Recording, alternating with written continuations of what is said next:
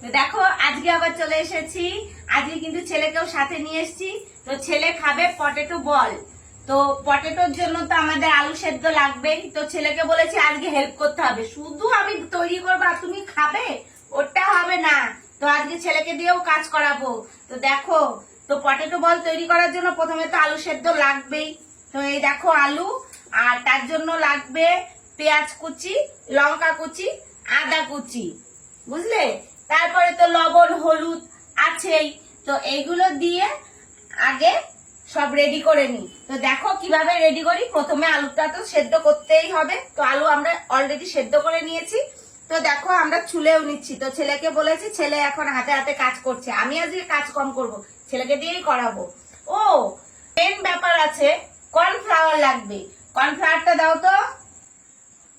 তো এই দেখো কর্নফ্লাওয়ার। তো কিভাবে তৈরি করি দেখতে থাকো। তো আমরা এখন আলুগুলো ম্যাশ করে নিয়ে সব কিছু দিয়ে আলুটা মেখে নেব। তো প্রথমে দেখো ও আলু ম্যাশ করছে, ভালো করে আলু ম্যাশ করবে কিন্তু। বাহ, কাজ করবি না, কাজ করতেই হবে, সুন্দর করে মাখো। এবার আলুটা মেখে নিয়েছি, এর মধ্যে দিয়ে দেবো পেঁয়াজ কুচি, এই দেখো। এবার দেব কাঁচা লঙ্কা কুচি, হাত জ্বললে আমার দোষ নেই। এবার দিয়ে দিলাম আদা কুচি। এবার পরিমাণ মতো লবণ, আর দেব সামান্য একটু হলুদ। নাও এবার মাখো ভালো করে। আর দেব কর্নফ্লাওয়ার। তো এটা হলো মেন জিনিস, কর্নফ্লাওয়ার না দিলে কিন্তু বলটা তৈরি হবে না। দেখি হাত সরাও। তো অনেকটা পরিমাণ কর্নফ্লাওয়ার দিতে হবে। এবার মাখো। তো এই দেখো ছেলে মেখে রেডি করেছে।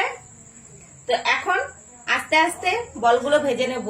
কড়াইটা গরম হয়ে গেছে, এবার তেলটা দিয়ে দেব। অনেকটা তেল দিতে হবে। তেল দিয়ে দিলাম, তেলটা এবার গরম হোক। এইদিকে আমরা আলুগুলো গোল গোল করে বানিয়ে নিই। ছেলে আমার ভেগে গেছে, একটুখানি কাজ করে হয়ে গেছে। তেলটা গরম হোক, আমি এইদিকে বলগুলো তৈরি করে নিই। যেহেতু পটেটো বল, তো বলের আকৃতিতেই তৈরি করতে হবে। তো আমি দেখো কয়েকটা করেছি, হাতে তেল মেখে নিতে হবে, নইলে এই দেখো হাতে আটকে যাচ্ছে। তো কয়েকটা করেছি, আস্তে আস্তে এইভাবে গোল করে নি। দেখো এখানে তেল গরম হয়ে গেছে, এই দেখো, দেখেছো ধোঁয়া উঠছে, আমার তেল গরম হয়েছে। এবার আমি গ্যাসটা কমিয়ে দিলাম। এবার এক এক করে বলগুলো ছাড়ি। বাহ,